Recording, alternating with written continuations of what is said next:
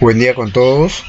Continuando con el seminario de Gestión de Calidad e Inocuidad Alimentaria, basado en la ISO 22000 del año 2005, hoy tocaremos el tema número 3, el cual es las buenas prácticas de manufactura y sus prerequisitos. En este tema tocaremos 4 puntos. Como punto número 1 está una introducción. En el punto número 2 está la aplicación de las buenas prácticas de manufactura, o por sus iniciales de BPM. En el punto número 3 está la producción primaria. Y por último, en el punto número 4 está el proyecto y construcción de las instalaciones, los cuales les voy a explicar a continuación. Empecemos. En el punto número 1 de la introducción, aquí las nuevas tendencias en el consumo mundial de alimentos se orientan a la demanda de productos que cumplan cada vez más estrictas normas de sanidad, inocuidad y calidad.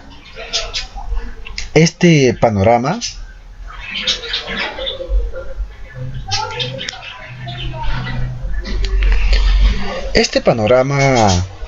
es producto de un entorno comercial que se torna más exigente y competitivo en razón de la globalización de los mercados y la interdependencia económica.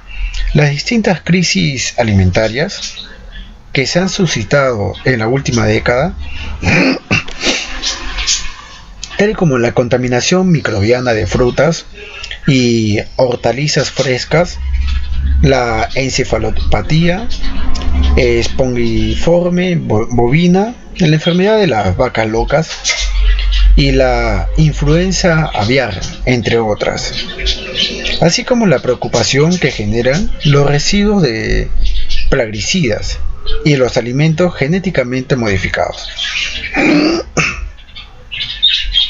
Han sensibilizado aún más a los consumidores con respecto a las condiciones en que se producen y comercializan los alimentos, por lo que exigen las máximas garantías para asegurarse que el consumo de alimentos no entrañe ningún riesgo para la salud.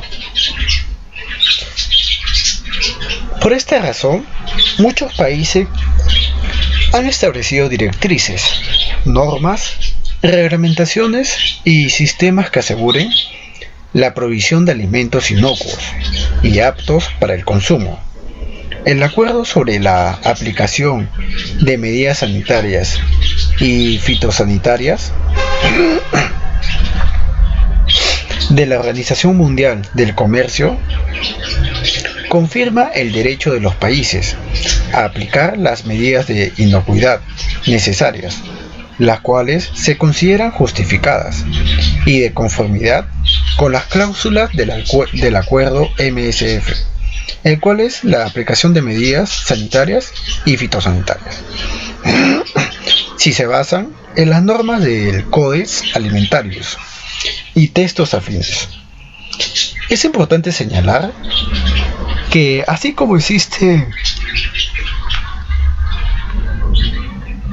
prescripciones oficiales para acceder a los mercados, los agroempresarios también deben prestar atención a un gran número de normas y estándares privados que generalmente son más exigentes. Las normas privadas, aunque formalmente no son obligatorias, en la práctica suelen serlo, lo que afecta la capacidad de cumplimiento de las empresas, particularmente la de los pequeños agroempresarios, por los costos que entraña su implementación, certificación, mantenimiento, entre otros. Ante esta panorama, el IICA ha decidido poner a disposición de los pequeños y medianos agroempresarios de las Américas la presente guía con el objeto de brindar orientaciones generales sobre las buenas prácticas de manufactura, con base en los principios generales de higiene de los alimentos del Codex Alimentarius, como punto de partida para la aplicación progresiva y concatenada de sistemas más complejos.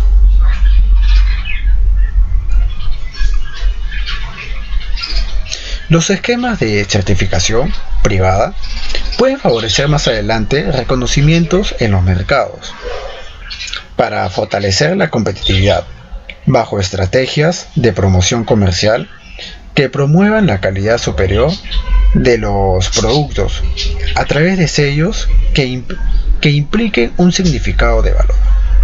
La pequeña y la mediana empresa enfrentan muchos desafíos para la implementación de las buenas prácticas y de los sistemas de gestión de inocuidad cada vez más integrales y complejos para salvaguardar la salud de los consumidores y ganarse su confianza, con las mismas responsabilidades que cualquier otra empresa alimentaria de mayores dimensiones, independientemente de que la producción se oriente al comercio local o al internacional.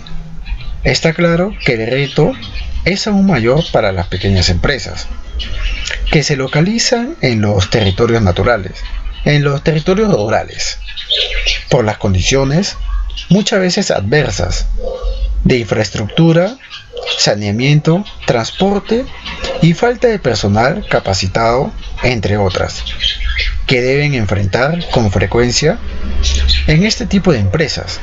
Toda la responsabilidad recae en una sola persona, que debe asumir, por ejemplo, todo lo relativo a la producción y la comercialización, a las que se agregarían las exigencias en materia de inocuidad y calidad.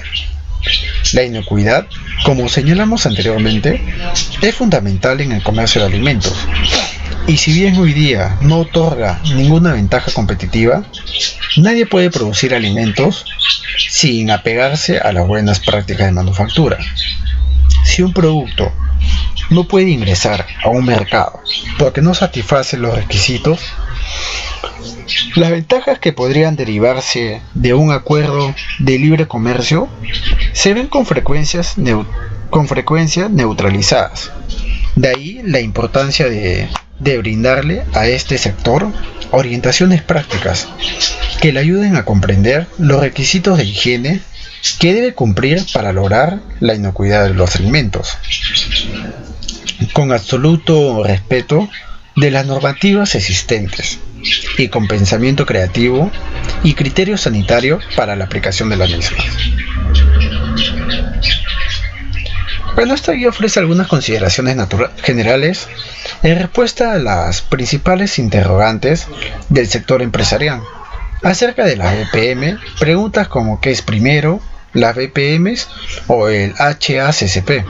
¿Y qué relación tienen las BPMs con otros requerimientos y normas internacionales? Son entendidas en la primera sección. Igualmente la guía comporta algunos consejos prácticos para facilitar la implementación de la BPM. En este caso hablaremos acerca de la aplicación. La aplicación de las buenas prácticas de manufactura, más conocido como la BPM. Aquí, las BPM deben aplicarse con criterio sanitario. Podrían existir situaciones en las que los requisitos específicos que se piden no sean aplicables. En estos casos, la clave está en evaluar si la recomendación es necesaria desde el punto de vista de la inocuidad y la aptitud de los alimentos. Para decidir si un requisito es necesario o apropiado, como se indica en los principios generales de higiene de los alimentos, hay que hacer una evaluación de riesgo, preferentemente con base en el sistema HACCP.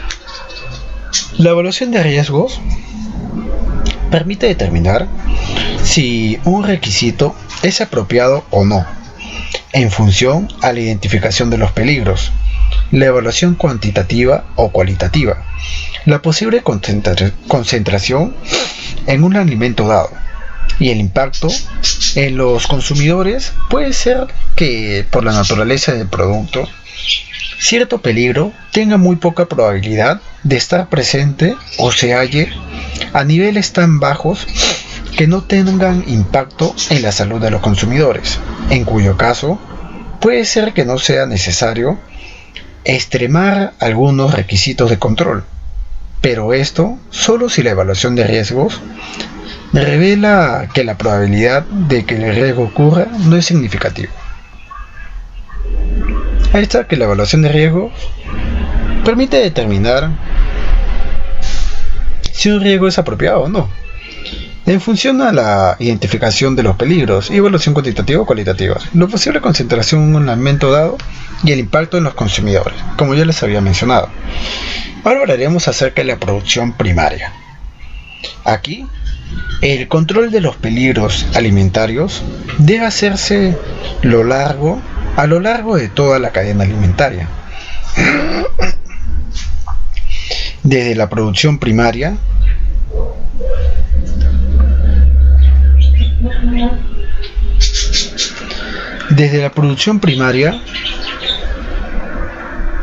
hasta el consumidor final, para lograr el objetivo de que los alimentos sean inocuos y aptos para el consumo humano. La producción primaria es indudablemente un punto medular, sobre todo si se tiene en cuenta que las mayores alertas alimentarias de los últimos años han surgido por contaminación de los productos en el campo. En esta etapa se pueden reducir los peligros que impactan en la salud de los consumidores, lo cual es particularmente importante cuando en etapas posteriores de la cadena o con el procesamiento no sea posible reducir o alcanzar el nivel de aptitud de los alimentos para el consumo humano. Aquí la calidad de la materia prima que se recibe en una planta productora de alimentos depende de manera directa del control que se haya ejercido sobre dichos alimentos en el campo. En la producción primaria surgen muchos peligros relacionados con la aplicación de productos químicos como plaguicidas y productos veterinarios, que si no se controlan no habrá forma de corregirlos en la planta procesadora. Si hay un buen control de la materia prima que se recibe, es decir, un buen control de los proveedores, la planta estará en condiciones de rechazar la materia prima que no cumpla con los requisitos de inocuidad y de calidad establecidos. Algunas veces se tiene la percepción equivocada de que las empresas que no tienen campos de cultivo propios o que no supervisan directamente la producción de materias primas no tienen ninguna responsabilidad sobre ellas. Sin embargo, por pequeña que sea, toda empresa puede ejercer algún control sobre la materia prima. Basta pensar en el proceso de adquisición de productos.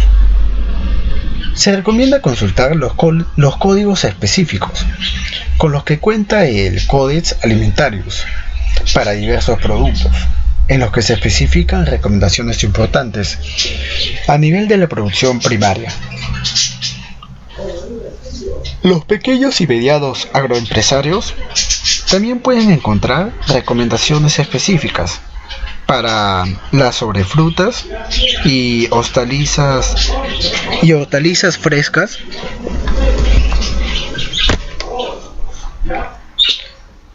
Ahora hablaremos acerca del proyecto y construcción de las instalaciones.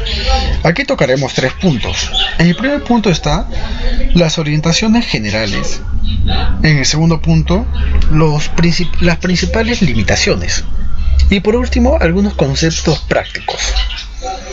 En el primero, de orientaciones generales,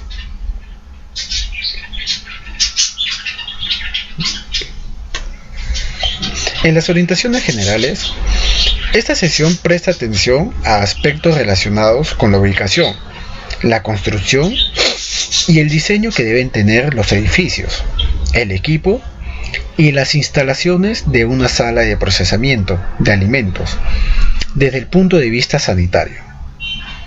El propósito es reducir la contaminación proveniente del exterior, facilitar las labores de limpieza y desinfección y evitar el ingreso de plagas.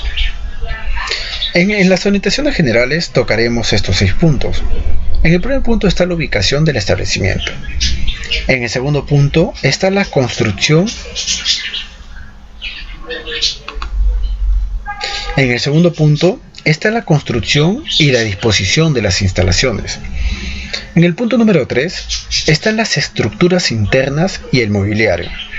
En el punto número 4 están las instalaciones temporales, o los móviles y los distribuidores automáticos. En el punto número 5 están los equipos. Y por último, en el punto número 6 están los servicios. En el primer punto de la ubicación del establecimiento, el primer aspecto a tener en cuenta es la ubicación de las instalaciones. La ubicación debe considerar el entorno, el cual no debe influir de manera adversa en el proceso de manufactura. Un entorno se considera adverso o agresivo si en las cercanías hay rellenos sanitarios, zonas expuestas a inundaciones, actividades industriales que generen o imitan contaminantes hacia la sala de proceso u otros focos de contaminación.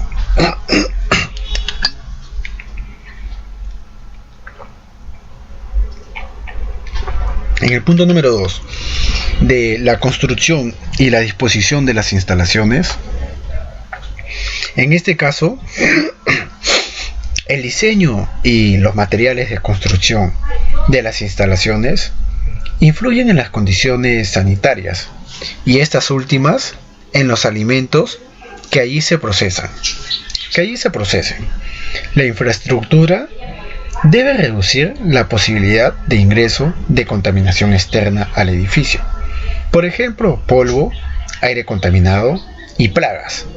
Principalmente, la disposición interna de las instalaciones debe facilitar la aplicación de buenas prácticas de higiene, en particular de medidas que protejan contra la contaminación de las materias primas y los productos durante las labores de manufactura. En el tercer punto, las estructuras internas y el mobiliario, las estructuras internas de las instalaciones deben estar sólidamente construidas, con materiales duraderos y fáciles de mantener, limpiar y desinfectar. Es importante cumplir con las siguientes condiciones para proteger la inocuidad y la actitud de los alimentos.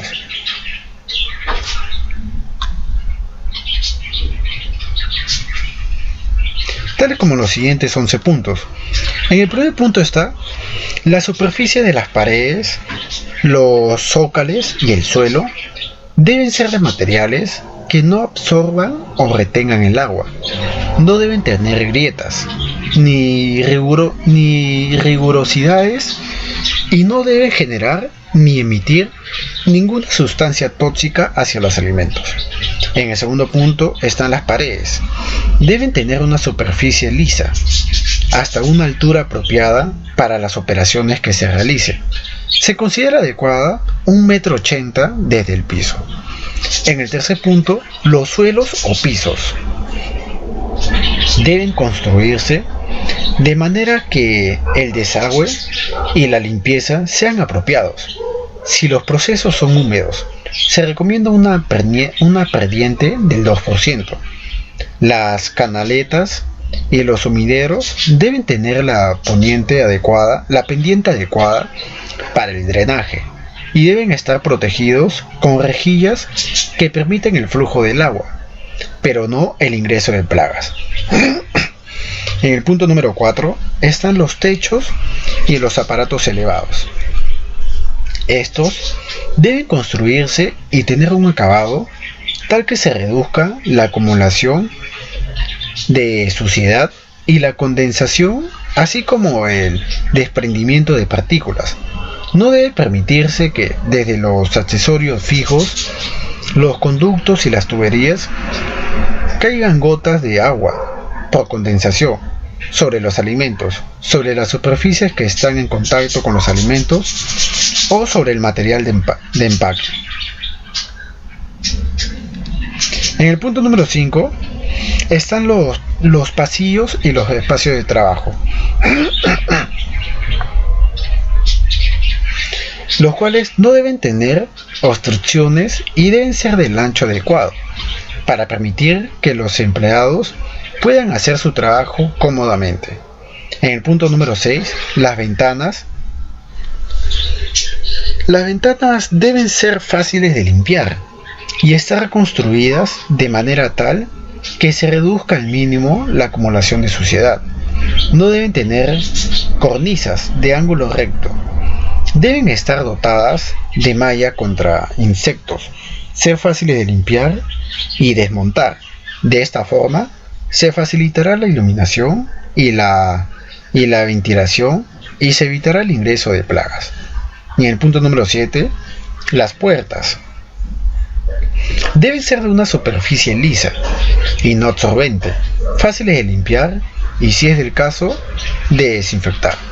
En el punto número 8, la superficie de trabajo que entran en contacto directo con los alimentos deben ser sólidas, duraderas y fáciles de limpiar, mantener y desinfectar.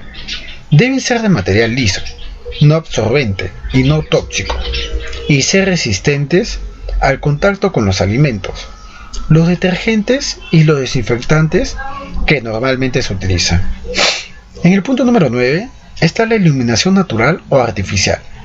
Debe ser adecuada para las labores de manufactura, sobre todo para las tareas de inspección.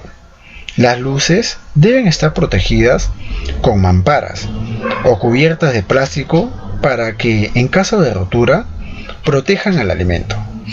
Y por último, en el punto número 10, está la ventilación, ya sea natural o mecánica. Debe proyectarse y construirse de manera que el aire no fluya nunca de zonas sucias a zonas limpias o de zonas húmedas a zonas secas. En el punto número 4, eso ha sido todo del punto número 3. Ahora en el punto número 4, de las instalaciones temporales, móviles y los distribuidores automáticos. Con instalaciones temporales o móviles hacemos referencia a los puntos de venta móviles en los mercados, a los vehículos de venta ambulante, así como a las instalaciones temporales en las que se manipulan alimentos, tales como tiendas de lona o carpas. Aquí en 2 puntos. El primer punto, estas instalaciones deben planearse, construirse y ubicarse de tal manera que, en la medida de lo posible, se evite la contaminación cruzada de los alimentos y el anidamiento de plagas.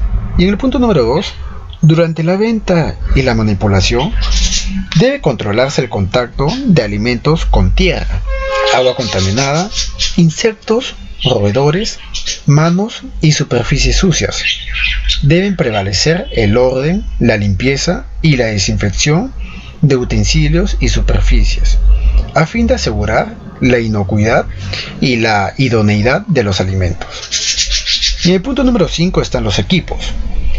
Aquí los equipos, en 3 puntos lo vamos a dividir. El primer punto, los equipos, recipientes y utensilios que entren en contacto con los alimentos deben estar situados y diseñados de manera que sean fáciles de limpiar, desinfectar y mantener, con el fin de evitar la contaminación de los alimentos. No deben transmitir sustancias extrañas o tóxicas a los alimentos y deben ser de un material duradero. Además, su diseño debe permitir que sea desmontable para facilitar el saneamiento y la inspección. En el punto número 2, los equipos utilizados para aplicar tratamientos térmicos deben ser diseñados para alcanzar y mantener las temperaturas óptimas para proteger la inocuidad y la aptitud de los alimentos. También deben tener un diseño que permita vigilar y controlar las temperaturas y, cuando sea necesario, disponer de un sistema eficaz de control. y vigilancia de la humedad, la corriente de aire y cualquier otro factor que pueda afectar la inocuidad y la aptitud de los alimentos. Los instrumentos de medición deben asegurar la eficacia de las mediciones. Y en el punto número 3, los recipientes para los desechos, los subproductos y las sustancias no comestibles deben estar debidamente identificados. Tener un diseño adecuado y ser de material impermeable. Los recipientes que se usan para guardar sustancias peligrosas también deben estar debidamente identificados y mantenerse bajo llave para impedir la contaminación accidental o malintencionada de alimentos. Y por último están los servicios. Aquí en los servicios, en cuanto al abastecimiento de agua, debe disponerse de un abastecimiento suficiente y continuo de agua potable, con instalaciones apropiadas para su almacenamiento, como tanques y reservorios con tapa. El agua será potable si cumple con las regulaciones nacionales o con las especificaciones de las directrices para la calidad del agua potable de la OMS, o bien ser de calidad superior si el proceso de fabricación lo permite. Y el segundo, el sistema de abastecimiento de agua no potable, por ejemplo, el que se usa en los sistemas contra incendios, en la producción de vapor, en la refrigeración y para otros fines que no impliquen el contacto con los alimentos, debe estar debidamente identificado, ser independiente de la red de agua potable y no debe haber peligro de reflujo hacia el sistema de agua potable. Se debe contar con instalaciones adecuadas para el desagüe y la eliminación de desechos. Estas instalaciones deben diseñarse y construirse de manera tal que se evite el riesgo de contaminación de los alimentos o del sistema de abastecimiento de agua potable. Ahora hablaremos acerca de las principales limitaciones. Por lo general, las pequeñas empresas suelen empezar sus operaciones en la cocina de sus hogares, en la cochera o en un pequeño establecimiento al alcance de su presupuesto. En otras palabras, sus instalaciones difícilmente se adecúan a las recomendaciones de las BPM, limitación que puede convertirse en un factor clave para el logro de la inocuidad de los productos. De ahí, la importancia de que conozcan los requisitos mínimos que debe cumplir el establecimiento, para que lo vayan acondicionando progresivamente y puedan lograr el objetivo de la inocuidad, aunque los recursos sean limitados. Un factor que muchas veces se deja de lado y que resulta esencial es la medición de la temperatura y de otras variables indispensables para lograr un producto sano e inocuo. Muchos procesos se realizan en base a la experiencia y el conocimiento empírico, lo que es sumamente valioso, pero debe complementarse con acciones que demuestren que realmente se está cumpliendo con las BPM. Las mediciones deben aplicarse en todo proceso de fabricación, junto a la medición. Esta calibración, es decir, hay que asegurarse de que los instrumentos que se usan para medir, como los termómetros y las balanzas, en verdad no estén dando lecturas adecuadas. Y por último hablaremos acerca de los conceptos prácticos, lo cual están los siguientes 4 puntos. El primero está la ubicación del establecimiento y la construcción. En el segundo punto, las estructuras internas y el mobiliario. En el tercer punto están los equipos y por último los servicios. Bueno, en el primer punto de la ubicación del establecimiento y la construcción, en cuanto a la ubicación del establecimiento, si no es posible alejarlo de un entorno agresivo, Se recomienda tomar medidas para aislar el establecimiento de ese entorno. Algunas medidas a tomar en cuenta son las siguientes tres. En primer lugar, ubicar las ventanas en el sentido contrario al flujo de aire externo.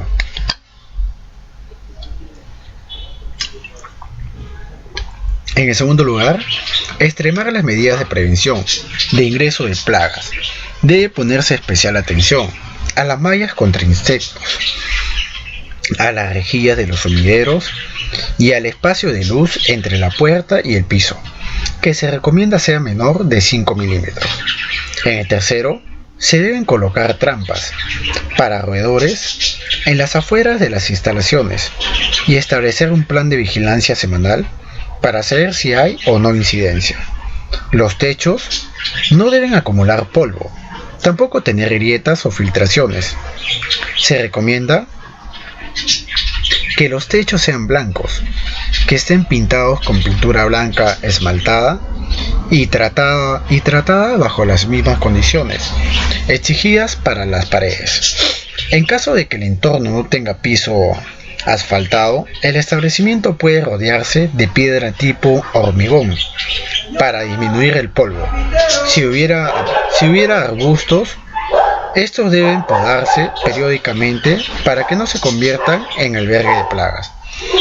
En el segundo punto de las estructuras internas y el mobiliario, se recomienda que la disposición interna de las instalaciones se diseñe y se construya luego de tener claramente identificada la secuencia de actividades.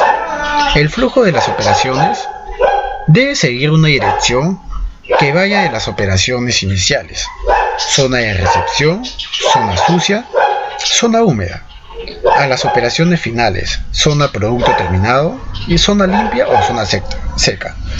Las operaciones no deben cruzarse. Tampoco debe establecerse el retorno de las operaciones finales a las operaciones iniciales, porque se generaría contaminación cruzada. La salida de desperdicios no debe hacerse cuando se está manipulando el producto. Si no se puede contar con ambientes distintos para delimitar zonas, se puede usar una misma instalación para operaciones distintas, pero teniendo el cuidado de hacer una separación en función de los tiempos de elaboración. Además, deben aplicarse procedimientos de limpieza y desinfección entre cada etapa o turno de trabajo. En el tercer punto de los equipos, lo ideal es que los equipos no se ubiquen a ras del suelo o del piso. Estos deben estar situados de manera que se facilite una limpieza adecuada de las instalaciones. Se recomienda que se coloquen a 40 centímetros sobre el nivel del piso. Se deben evitar diseños que generen zonas inaccesibles y difíciles de limpiar y que por tanto acumulen suciedad. Por ejemplo, mesas de acero inoxidable con bordes que terminan en ángulo, equipos con patas sin sellar, tuberías en desuso con la cavidad expuesta, entre otros. Hay que tener en cuenta que los equipos pueden introducir peligros ajenos a los alimentos, tales como las astillas de metal por desgaste de los bordes o de algún otro material. Y por último, lubricantes que pueden introducirse a los alimentos, si los equipos están expuestos a lubricantes o si hay cerca equipos que necesiten ser lubricados. Y por último están los servicios. En caso de las plantas de alimentos que usen agua de segundo uso, tales como agua potable, que no se desecha al primer uso, sino que se recircula e ingresa nuevamente al proceso, si la reutilización es para el lavado de envases, por ejemplo, en el caso de conserva de alimentos o para cualquier actividad que tenga que ver con una operación de proceso, es importante que dicha agua sea tratada, vigilada y mantenida de acuerdo con los requisitos del uso a que está destinada. Esta agua debe circular por un sistema distinto de distribución, claramente identificado. El hielo que se utiliza como ingrediente o que entra en contacto directo con el alimento debe fabricarse con agua potable y estar protegido de la contaminación. Y por último, el hielo que se utiliza. Por último, las instalaciones de limpieza y saneamiento de equipos y utensilios deben estar separados de las áreas de almacenamiento, elaboración y envasado de alimentos para prevenir la contaminación. Bueno, esto ha sido todo por hoy. Hasta aquí acabamos el tema número 3 del Seminario de Gestión de Calidad e Inocuidad Alimentaria basado en la ISO 22000-2005. Conmigo será hasta la siguiente en el tema número 4, el cual será la implementación del plan HACCP. Muchas gracias.